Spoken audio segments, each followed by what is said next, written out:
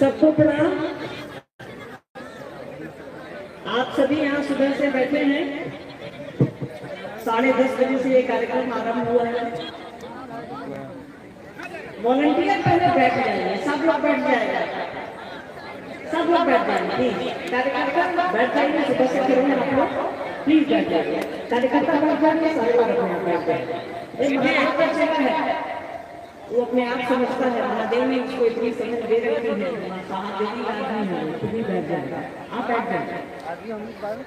देखिए हम आप कहते हैं शिव को गुरु बनाने की बात करने के लिए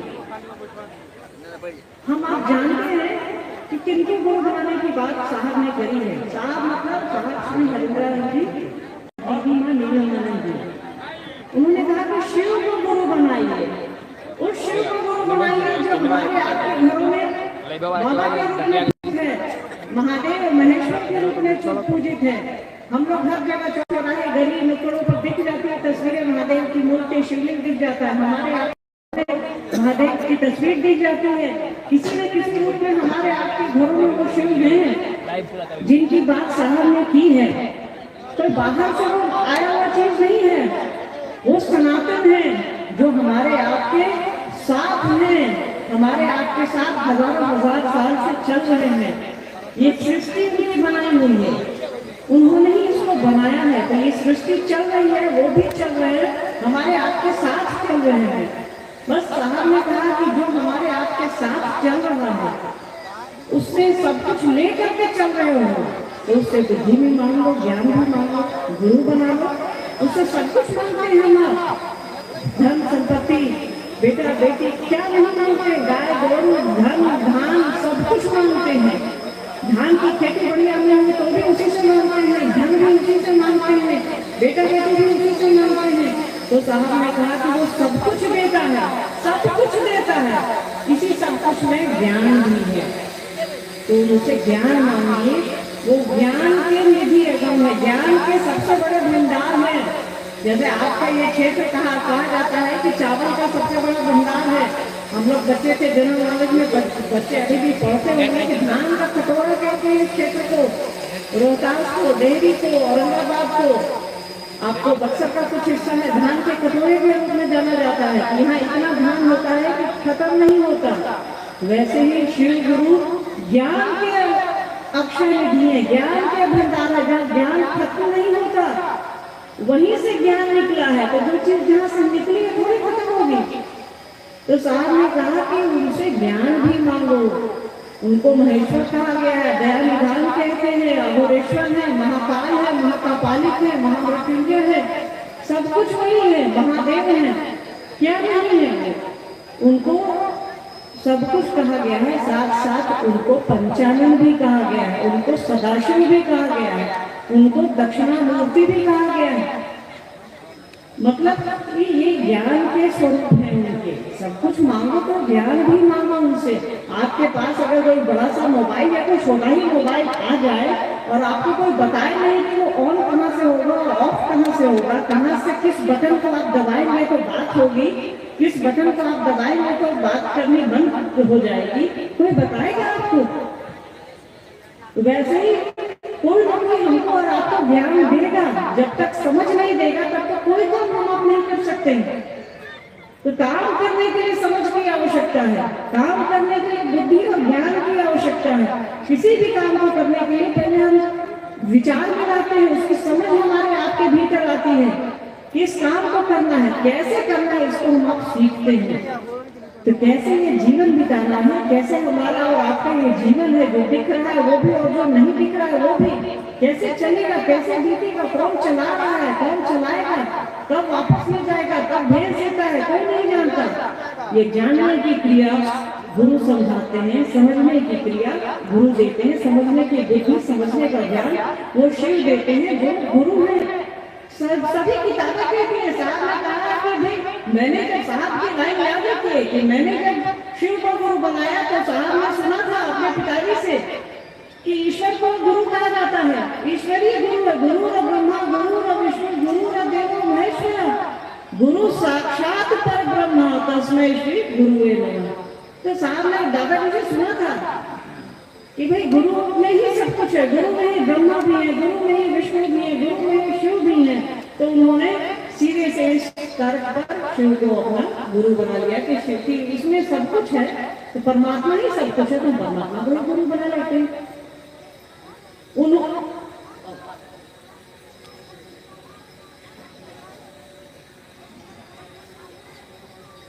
तो साहब ने इस श्लोक के आधार पर इस गुरु बनने में क्या किया के आधार पर शिव को अपना गुरु बना लिया। जब वो लोगों को बताए कि भाई शिव मेरे गुरु हैं, आप भी उनको अपना गुरु बनाएंगे, तो लोगों ने कहा, साहब उसमें मजिस्ट्रेट थे, लोगों ने कहा कि हाकिम आप कौन नया बात कर रहे हैं, ऐसा थोड़ा है कि नया बात है, सब किताब में लिखा हुआ है। तो साहब को आश्चर्य हुआ कि यार मुझे तो इसकी जानकारी नहीं थी। तब साहब ने शास्त्रों को संभालना शुरू किया। तब साहब ने कहा कि भारत देश में इस धरती पर जो भी शास्त्र लिखे गए हैं, आध्यात्मिक किताबें लिखी गई हैं, धार्मिक किताबें लिखी हैं, सबने कहा है कि शिव गुरु है, शिव जगत गुरु है, उनके जैसा कोई गुरु नहीं है। हम आप रामचरितमानस का पाठ करते हैं, रामचरितमानस में लिखा हुआ है कि गुरु कैसा हो, तो शंकर रूप, मतलब शंकर जैसा हो, मतलब वो पहले से गुरु का काम करते आ रहे, तभी तो लोग कह रहा है, तभी तो तुलसी कह रहे हैं कि गुरु कैसा हो, शंकर जैसा हो, मतलब उनसे तुलना हो रही है कि गुरु कैसा हो, मास्टर कैसा हो, तो उनके जैसा हो। ये लाइन ही अपने आप में बता रही है कि वो गुरु का काम करते हैं, करते होंगे, तभी तो किसी ने कहा है कि गुरु कैसा हो, तो शंकर जैसा हो। गुरु शंकर रूप, मतलब गुरु शंकर जैसा हो। आपके महाभारत में आप पढ़िए, आप पुराण पढ़िए, उपनिषद पढ़िए, किसी भी आप धर्मशास्त्र को उठा करके देखिए, वहां आपको मिल जाएगा। शिव पुराण एक बहुत बड़ी और बहुत प्रामाणिक किताब है जिसके बारे में लिखा हुआ है। शंभवे गुरुवे नमः, गुरु मतलब शिव को गुराधिपति, गुरुओं का अधिपति, विष्णु गुरु, जगत गुरु, सभी तरह के विशेषणों से उनको विभूषित किया गया है कि वो दुनिया के सबसे बड़े गुरु हैं। तब साहब ने कहना शुरू किया कि यार इतना बढ़िया गुरु है, और ये मैं नहीं कह रहा, किताबें कह रही हैं कि उनसे बड़ा कोई गुरु नहीं है और उनका चेले नहीं है। साहब ने तब लोगों को बताना शुरू किया कि इतना बढ़िया गुरु है जो सब कुछ देता है, उनसे हम आप सब कुछ मांगते हैं पर उनसे ज्ञान नहीं मांगते हैं। साहब ने शिष्यानुभूति लिखा है, आप लोगों ने, कई लोगों ने पढ़ी होगी शिष्यानुभूति, कईयों के पास है कि उनका ज्ञान दाता स्वरूप जनमानस में अछूता है, लोग कम जानते हैं, लगभग नहीं के बराबर जानते हैं। और सच मानिए, साहब और दीदी मां नहीं आते तो हम आप शिव गुरु की बात जो है किताबों में ही पढ़े रहते। जो मानस पढ़ने का व्याख्या है, पीछे मंगल अंगल है, उनसे पूछिए। हम लोग चूंकि इतिहास से विद्यार्थी हैं तो आपको बता सकते हैं किस किताब में क्या लिखा है, बस बता सकते हैं। उसकी अनुभूति साहब ने कराई, उसकी अनुभूति दीदी माँ ने कराई कि शिव गुरु है, इसको अनुभूत करो, उनसे ज्ञान लो, उनको अपना समझो। ये साहब ने बताया। इसके लिए उन्होंने 3 तरीके बताए, 3 रास्ते बताए जिससे हमारा आपका मन उस ओर चल सकता है। तो साहब ने कहा उसको अपना समझो। जो तीनों विधाएं हैं साहब की, उसका एक ही उद्देश्य है कि आप शिव को अपना समझिए। उन्होंने पहले सूत्र में कहा कि हे शिव आप मेरे गुरु हैं, मैं आपका शिष्य हूँ, मुझे शिष्य पर दया कर दीजिए। उन्होंने कहा कि पहले संबंध बनाओ, सारा खेला संबंध बनाने का है, सारा खेला भाव का है, सारा खेला प्रेम का है। तो पहला सूत्र उठाइए कि हे शिव आप मेरे गुरु हैं, मैं आपका शिष्य हूँ, मुझे शिष्य पर दया कर दीजिए। यह अपनत्व की बात है, अपनेपन की बात है।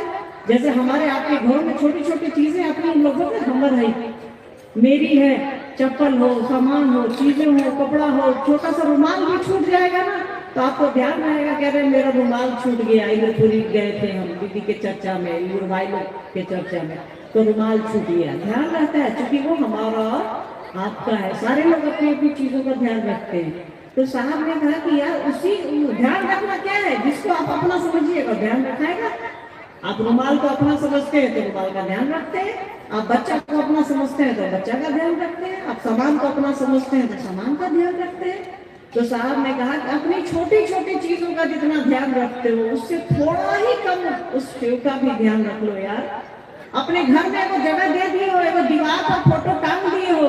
साहब ने कहा मन की दीवार पर फोटो टांगूंगा, तुम्हारे मन में एक कोना दे दो उस शिव को जो पूरी दुनिया में है।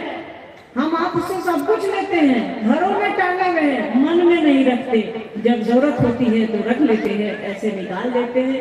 अरे भैया, अपनापन ये थोड़े है कि काम लिया, काम आया तो काम निकाल लिया, उसके बाद भूल गए। ये मानव की पहचान थोड़े है।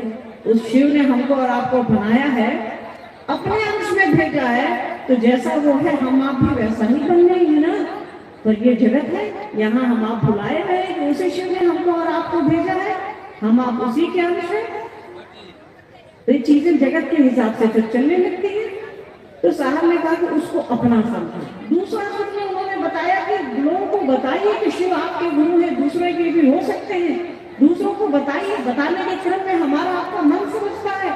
जिस चीज को हम जितना दोहराते हैं उतना ही उसका हमारे आपके दिमाग पर, दिल पर असर पड़ता है कि भाई ये मेरा है, ये मेरा है, नहीं वो बोलते हैं। तो जितनी बार हम आप किसी दूसरे से महादेव गुरु हैं ऐसी बात करते हैं तो हमारा आपका मन समझने लगता है, उतनी देर हमारा आपका मन उस बात के इर्द गिर्द घूमता रहता है कि सामने जिसको समझा रहे हैं वो कुछ पूछेगा तो उत्तर देंगे। वहां पे शिव आपके अपने हैं तो आप अपने की बात दूसरों से कर रही हैं। तीसरा, नमः शिवाय से प्रणाम करना है, प्रणाम करने की कोशिश करनी है। साहब ने कहा है कि कोशिश करिए, मालूम है कि होना नहीं है, फिर भी हमको और आपको प्रयास करना है। जो अपना है उसको तो याद करते ही है, और 108 बार नमः शिवाय से प्रणाम करने की कोशिश भी तो उसको याद ही करना है ना। तो इन 3 विधाओं से हम आप इस रास्ते पर चल सकते हैं। हमको और आपको इस रास्ते पे 3 सूत्र में रखते हैं कि शिव मेरे गुरु है, उनके अलावा कुछ नहीं है, सब कुछ यहाँ रह जाएगा, सारी चीजें यहाँ धरी की धरी रह जाएंगी। हम आप जीवन भर चीजों को समेटते रहते हैं, फिर खुद समेटा जाते हैं छोटी सी चादर में, और लोग शमशान में जला करके आ जाता है या गाड़ करके आ जाता है, फिर सब कुछ खत्म हो जाता है। एक ऐसी चीज है जो रह जाएगी, वो है शिव। उनको साथ रखिए। सामने का उनको साथ रखे, जो खत्म होगा उसको साथ रखे हुए, जो साथ रहेगा उसको छोड़े हुए यार। तो कोशिश करिए कि महादेव को अपने साथ रखें, कोशिश करिए कि साहब और दीदी आपके साथ रहे। अभी बहुत अच्छी भजन, मतलब बहुत बढ़िया भजन, बहुत अच्छे गीत सुखविंदर भाई गा रहे थे ना, ये हरिंदर, मतलब हरिंदर तेरी नजरों में सब कुछ है, तेरे चरणों में सब कुछ है। भरोसा करिए, उनके चरण के अलावा कहीं कुछ नहीं है। वो हमको और आपको शिव देने आए हैं। सोचिए, हमको और आपको कौन क्या देगा, लोग ले ही लेता है यार, समाज में, घर परिवार में वो दे रहे हैं, शिव देने आए हैं, उनसे ले लीजिए।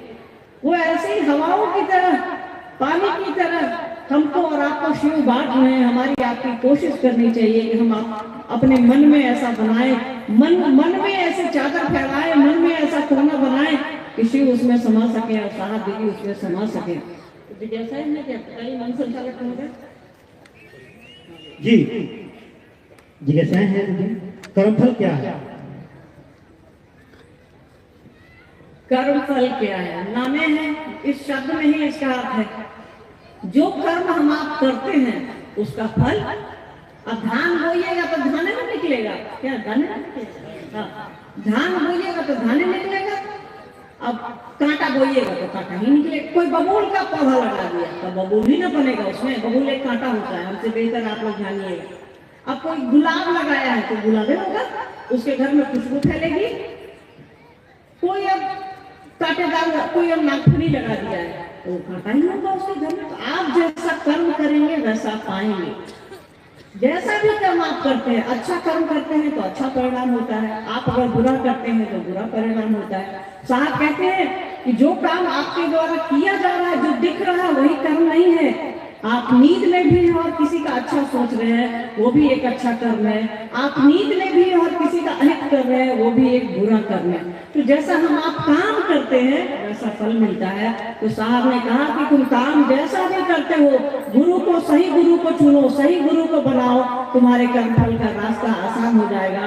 तुम्हारा कर्म फल थोड़ा थोड़ा गुरु अपनी दया से दंड करेंगे, उसको कम करेंगे और आप अपने हिसाब से जीवन में चलेंगे। तो अच्छे कर्मों को करने की कोशिश करनी चाहिए। पर ये जगत है, ऐसा हो नहीं पाता है हमारे हमसे और आपसे। तो इसके लिए गुरु की आवश्यकता है, इसके लिए साहब दीदी की आवश्यकता है। साहब दीदी की उंगली पकड़े पकड़े चलिए। हम आप ऐसे ही कुछ गलत करने की कोशिश नहीं करेंगे, क्योंकि नियम है, आप जिससे प्रेम करते हैं उसकी प्रतिष्ठा पर आंच नहीं आने देते हैं। तो आप साहब दीदी से प्रेम करिए, महादेव से प्रेम करिए, अपने आप आपका कर्म ठीक हो जाएगा। कोई मान लीजिए कि थानेदार है, वो शिव से है या कोई किरानी है या कोई बड़ा अफसर है साहब, कोई देखिए वो अगर किसी से 1 रुपया घूस लेता है तो वो आपको कैसे कहेगा शिव को गुरु बनाओ यार? सरकार उसको तनख्वाह देती है जीवन यापन करने के लिए, बच्चे को पढ़ाने के लिए, अपने घर की व्यवस्था चलाने के लिए। आप अगर रिश्वत लेते हैं तो आप किसी को कैसे समझाइएगा? तो आपके मन में आएगा कि यार हम तो शिव के शिष्य हैं, हम दूसरों को कैसे बताएं कि महादेव को अच्छे है दोनों, हम तो अपने घूस ले रहे हैं, सामने वाला ही टोक देगी क्या सर आप तो अपने 2 रुपया का आलू उठा लेते हैं, आप क्या चले इसे चर्चा करने के लिए? देखिए आप जिससे प्रेम करते हैं उसका आपको ध्यान होने लगता है कि हम कुछ गलत नहीं करेंगे। तो शिव से जुड़े रहिए, साहब दीदी से जुड़े रहिए, अच्छे कर्म होते रहेंगे। साहब और महादेव और दीदी हमको और आपको ये नजर देते हैं, दे रहे हैं, देते रहेंगे कि भाई कौन सा काम अच्छा है और कौन सा काम मानवोचित नहीं है। जी, ज्योतिर्लिंग 12 क्यों है, 11 या 13 क्यों है? गंदा सवाल पूछे, सवाल पूछे। ज्योतिर्लिंग 12 क्यों है? अरे भाई दिशाओं के आधार पर इसकी गणना है, गुणनफल है, ये यही है और क्या है? बहुत के सब सवाल पूछो जैसा लगे।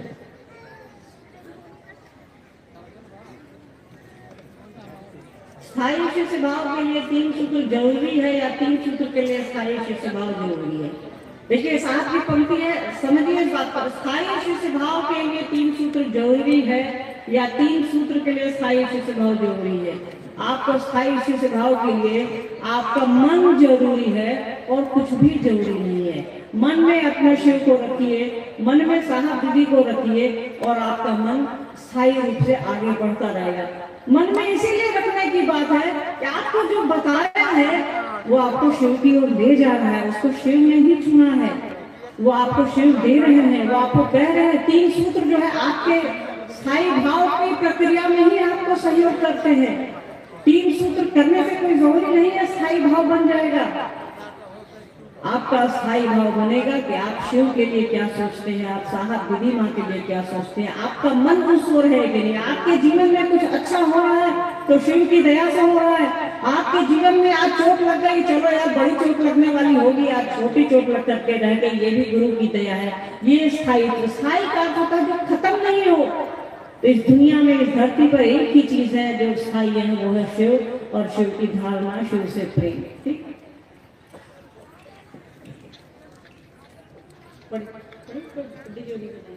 हेलो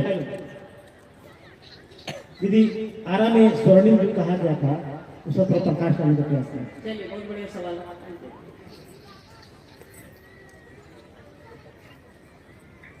देखिए स्वर्णिम युग, अभी हम लोग साहब ने 1974 में शिव को अपना गुरु बनाया, तो ये 2024 है, तो 50 साल हो गया। ये स्वर्णिम युग मतलब सोना जैसा युग, ठीक है, ठेठ भाषा में समझिए। जब समय अच्छा होता है तो कहा जाता है कि मेरा सबसे अच्छा समय चल रहा है। शिव शिष्यता की बात सनातन से चली, शिव गुरु की बात सनातन से चली आ रही है। जब से हमारा सनातन धर्म है, जब से हमारे आपके पास इतिहास उपलब्ध है तब से, ठीक है। पर शिव गुरु कैसे होंगे इसकी बात साहब धरती पर आए, साहब ने शिव को गुरु बनाया और साहब ने बताया। तो ये 1974 में शुरू हुआ और ये 2024 है, तो ये 50 साल हो गया। स्वर्णिम युग मतलब ये सबसे अच्छा काल है। लोग मतलब जब हमने और आपने इस मानव ने शिव को अपना गुरु बनाया है और धरती के हर आदमी को हम आप प्रेरित कर रहे हैं कि शिव को गुरु बनाइए। इससे अच्छा कोई भी गुरु नहीं है, इससे अच्छा कोई भी काम नहीं है। मतलब सबसे अच्छा समय चल रहा है हमारा और आपका, जब शिव गुरु हुए हैं इस मानव मात्र के, हमारे आपके गुरु हुए। यही है स्वर्णिम काल, मतलब सबसे अच्छा काल।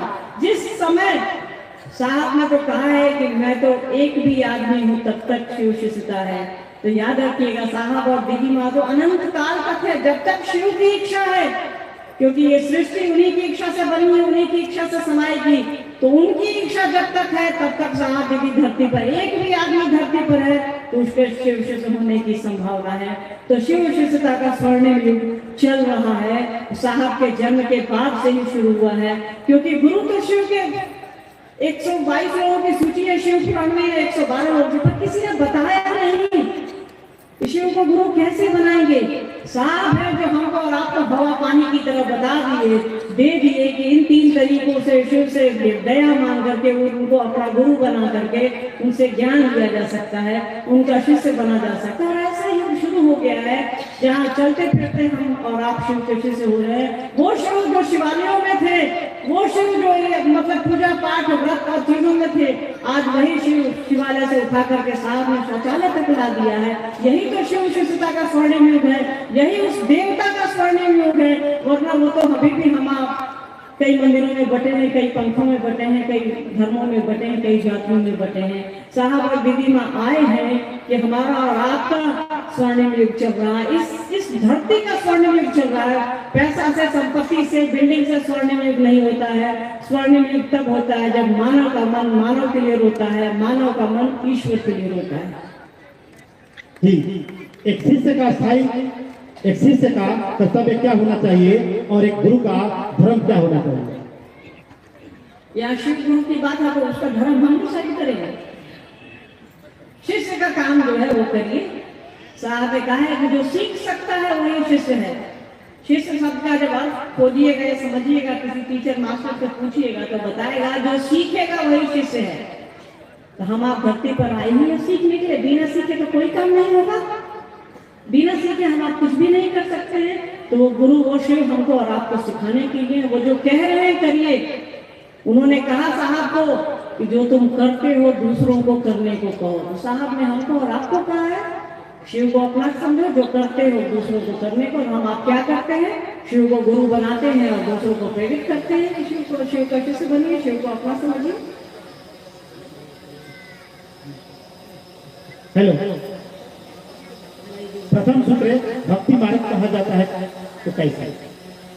देखिए, प्रथम सूत्र भक्ति मार्ग कहा जाता है कैसे? साहब के तीनों सूत्र जो हैं वो ज्ञान मार्ग, भक्ति मार्ग, कर्म मार्ग के सर्वोच्च पर बैठे हैं। सर्वोच्च मतलब सबसे ऊपर बैठे हैं। वो आप अपने आप को कह रहे हैं कि हे सरकार आप मेरे हैं, मैं आपका हूँ, मुझसे से पर गया करिए। इससे आप किसी के हो गए, किसी को अपना समझ लिए, सब कुछ और बचा है क्या?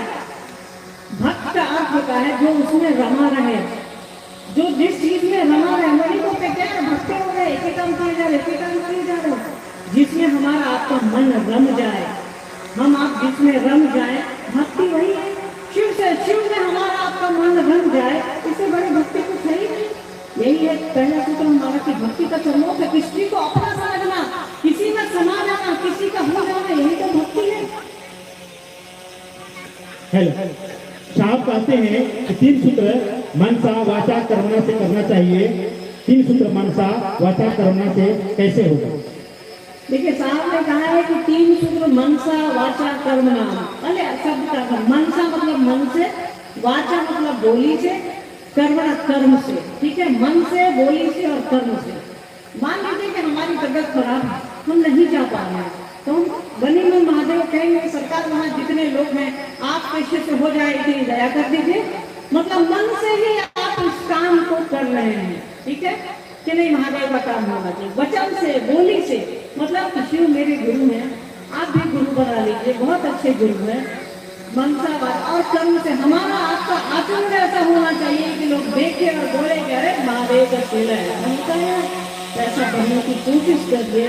धरती पर तो साहब और दीदी ही है एकमात्र शिव से, हम आपको बनने की कोशिश में लगे हैं। तो मनसा वाचा कर्मणा ऐसी हम आप कोशिश करें कि शिव का काम करें, निस्वार्थ भाव से करें। तो साहब ने कहा है आप जगत में ही रहते हैं, जगत के हिसाब से करिए। तो कितना आपको खाना चाहिए? बस जब पेट भर जाता है तो जानवर भी अपना मुंह घुमा लेता है। हम आपको इंसान है, महादेव ने सबसे ऊपर बुद्धि दी है हमको और आपको समझ दी है, तो महादेव से लीजिए, फिर उनका काम भी तो करिए। और कौन दे रहा है हमको? आपको वही तो दे रहे हैं। हेलो, गुरु भोग और मोक्ष के अभिन्न रूप से दाता होते हैं कैसे? गुरु मोक्ष और भोग के अभिन्न रूप से दाता होते हैं कैसे? गुरु ही सब कुछ देंगे, गुरु ही। साहब की बात याद रखिए, साहब ने कहा कि मुझको बस वो श्लोक याद आया, गुरु ब्रह्मा गुरु विष्णु महेश्वर। मतलब सब कुछ वही है, आपका कल्याण भी वही करते हैं, आपको चलाते भी वही है, आपको बुद्धि भी वही देते हैं, सब कुछ वही देते हैं। तो आपका कर्म भी वही ठीक करेंगे, आपको चीजें भी वही देंगे, आपका लौकिक जीवन परलौकिक जीवन भी वही ठीक करेंगे।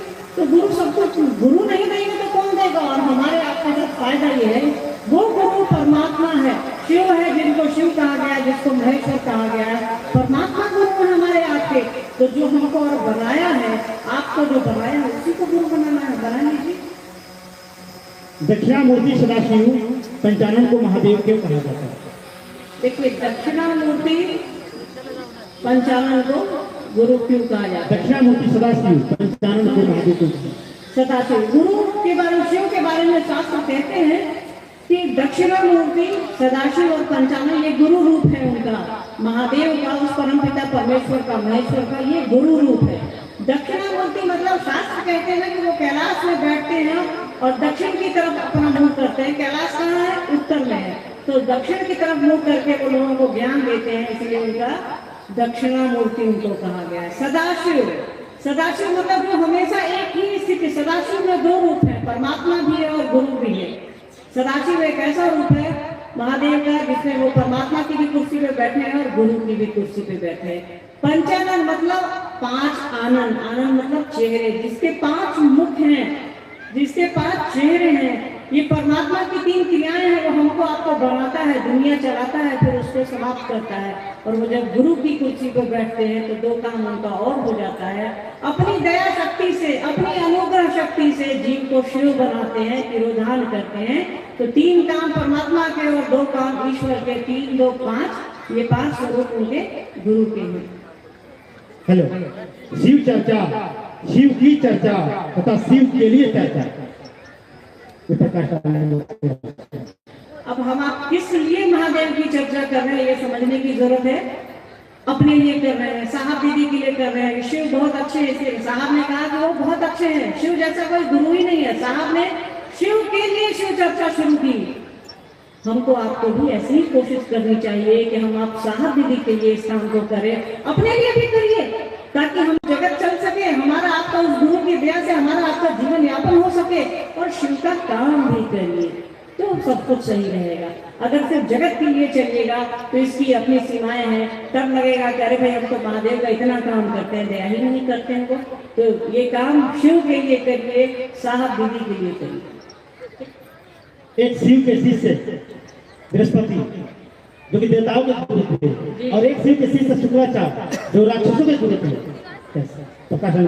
देखिए, ये हमारा आपका सौभाग्य है। देवताओं तक को ये अधिकार नहीं कि वो शिव का डायरेक्ट अपना गुरु बना सके, राक्षसों को भी अधिकार नहीं कि वो शिव को डायरेक्ट अपना गुरु बना सके।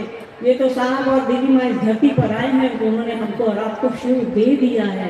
इस सौभाग्य पर इतराइए। साहब दीदी आए हैं, इसके लिए महादेव को धन्यवाद दीजिए कि सरकार को आप एक ऐसे आदमी को भेजे हैं जो हमको आपका बना रहा है, शिव का बना रहा है। इससे अच्छी कोई बात ही नहीं हो सकती। आध्यात्मिक आहार में, अध्यात्म में आ गई संक्रांति से, आध्यात्मिक आहार में अध्यात्म में आ गई संक्रांति से प्रत्येक व्यक्ति को मुक्त करने की प्रेरणा जगाई। देखिए, ये साहब की लाइन है कि अध्यात्म जो समय चल रहा है वो समय कैसा है, हमसे आपसे छूटा नहीं है।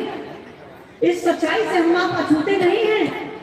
सब कुछ करने को हजारों हजार साल से हम आप मंदिर जा रहे हैं, मस्जिद जा रहे हैं, गुरुद्वारे जा रहे हैं, सब जगह जाते हैं, चर्च जाते हैं, फिर भी हम आप जातियों में बटे, धर्म में बटे, पंथ में बटे हैं। आखिर क्या है?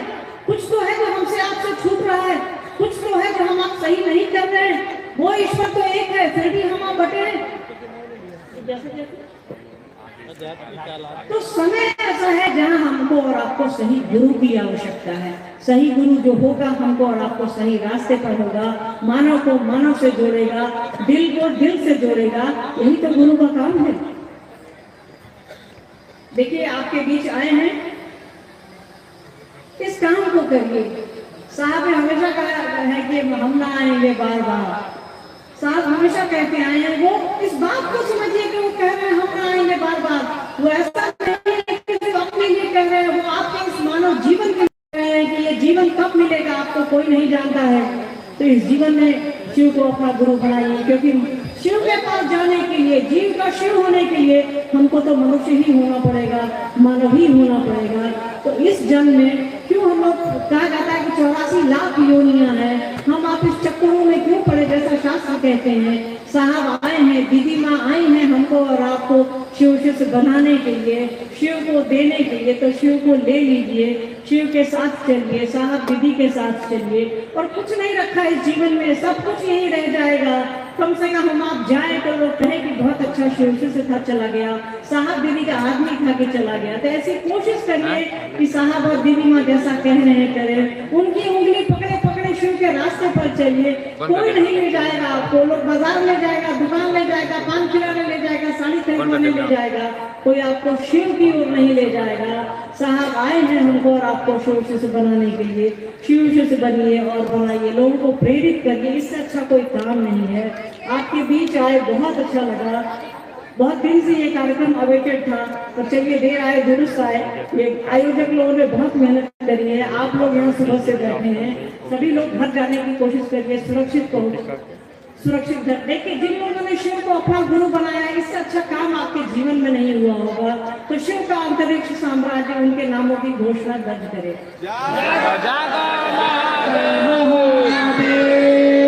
शिव का बने रहिए, साहब दीदी का बने रहिए।